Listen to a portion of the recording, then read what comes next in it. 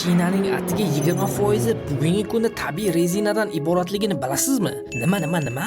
Tashqi ko'rinishidan bitta yagona qolipga ega. Bu shinalar aslida siz o'ylaganchalik emas. Tarixda yog'och g'ildiraklar yuzasiga tortuvchi kuchni yaxshilash uchun charm yoki hatto temir bilan qoplashgan. Lekin bugungi kunda shinada 200 ga yaqin boshqa ximikatlar ishlatilgan. Bitta shina holiga keltirish uchun shina boshqa 25 xil komponentlarni birlashtirishdan tashkil topadi. Va shinaning o'zi quyidagilardan tashkil topgan. Karkas bu bazaviy struktura albatta va u rezina qoplangan matodan ishlab chiqilgan. Ko'rgan bo'lsangiz, u to'lqinsimon tolalardan tuzilgan bo'ladi. Mato bilan birgalikda shinalarda hatto metal ham ishlatiladi. Bu metal shina yon devori asosida sim ko'rinishida mavjud bo'ladi. Shinaning ichidagi havo bosimi shu shinaning metal simdan tashkil topgan chetki qismini diskadagi o'yiqqa bosib joylashtirib qo'yadi va aynan metal sim tufayli katta bosimli shina diskadan ajralib ketib qolmaydi. Agar sizga bu sonning davomi qiziq bo'lsa, kommentariyada plus qoldirishni unutmang.